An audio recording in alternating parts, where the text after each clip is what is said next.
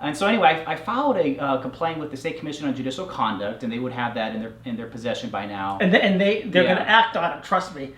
The first denial will come, and then they're going to say, "Well, but if you want to, give us more evidence before our official second denial."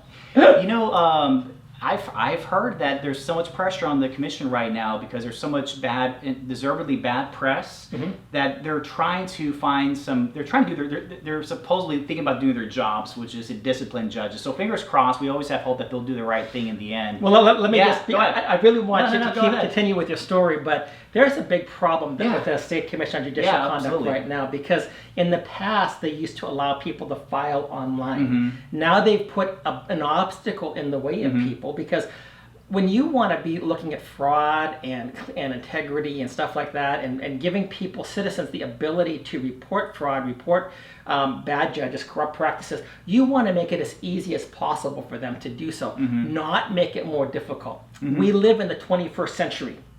We live in the 21st century, and everybody should be able to submit something online. They used to be able to do that. I have videos out teaching people how to do that, showing them the exact process. They've taken that away. And that is something that, to me, raises a red flag. I've been taking classes with the Association of Certified Fraud Examiners out of Austin, probably pretty close to where they are. And they've got a report called the Report to the Nations, talking about global fraud and stuff like that.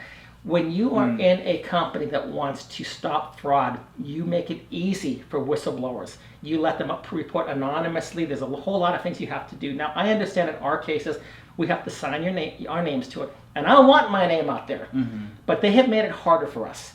And that in itself tells me that there is a problem with the State Commission on Judicial Conduct. But anyway, no, absolutely. Sorry to digress there. Fair points, but you work with the enforcement mechanisms you have until we have better ones, right? So this is the one we have.